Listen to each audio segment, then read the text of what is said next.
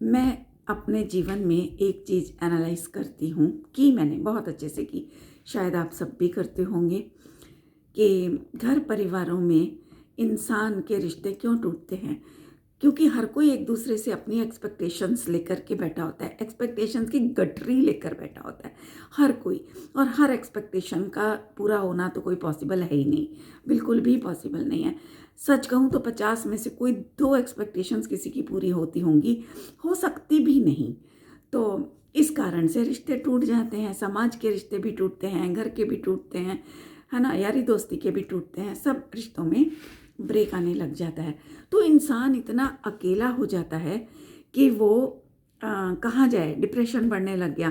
तब ऐसे में ये फेसबुक का जन्म क्यों हुआ, ये सवाल मेरे मन में आता है कि ऐसे में किसी स्मार्ट दिमाग में ये बात आई होगी, उसने मनुष्य के मानसिक स्थिति को, मानसिकता को बहुत बारीकी से एनालाइज किया होगा। तब उसने ये चीज़ पाई होगी जो मैं आज आपके सामने बोल रही हूँ। तो उसने देखा होगा कि मानव प्रकृति जो है वो आपस में जुड़े रहने की है, अकेला नहीं रह सकता कोई जीव। एक तो व्यवहार ही ऐसा है कि एक दूसरे के साथ कुछ ना कुछ हेल्प की ज़रूरत पड़ती ही रहती है। नौकरी करेगा कोई तब भी उसको 10 लोगों की ज़रूरत पड़ेगी, बिजनेस करेगा तब भी पड़ेगी, घर में भी पड़ेगी। तो ये एक कॉमन एक दायरा है जिससे बाहर निकल करके व्यक्ति नहीं जी सकता।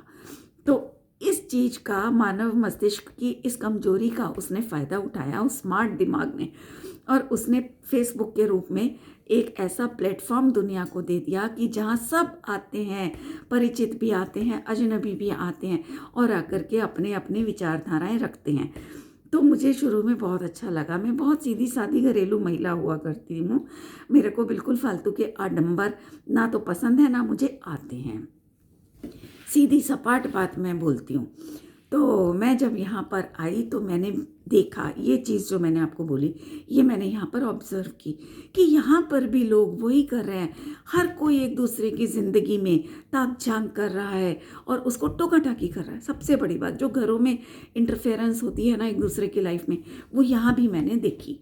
जैसे मैं आपको अपना एग्जाम्पल देती हूँ। मैंने कोई जीन्स में फ़ोटो डाल दी तो मुझे लोगों ने टोकना शुरू कर दिया, आप जीन्स क्यों पहनती हो, अच्छा आप ये क्यों खा रही हो, आप ऐसे क्यों कर रही हो।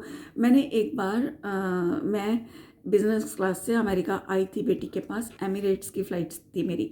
तब तक मैं फ़ेसबुक के चलन को अच्छी तरह जानती नहीं थी, ये बात काफ़ी पुरानी हो गई। तो मैंने भी शौक में देखा देखी लोगों की, बस उठाया और अपना उसका वीडियो बनाया बिज़नेस क्लास का, और मैंने फेसबुक पे अपलोड कर दिया। तो मुझे किसी फ्रेंड का कमेंट आया जिसको मैंने कभी देखा भी नहीं था।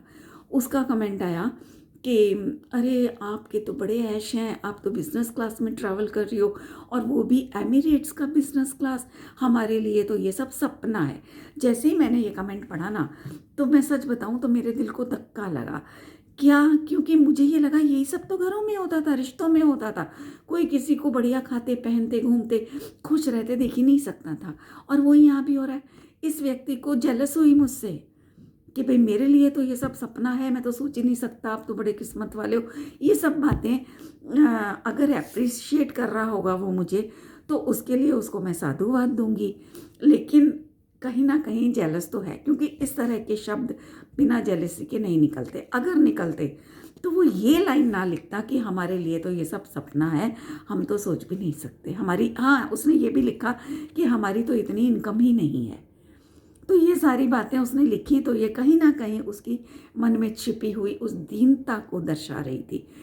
तो तब मेरे दिमाग में ये बातें आती थी कि ये फेसबुक इतना सुंदर एक प्लेटफॉर्म था दुनिया को जानने का, समझने का, एक दूसरे से कुछ अच्छा सीखने का, एक बहुत बढ़िया प्लेटफॉर्म था।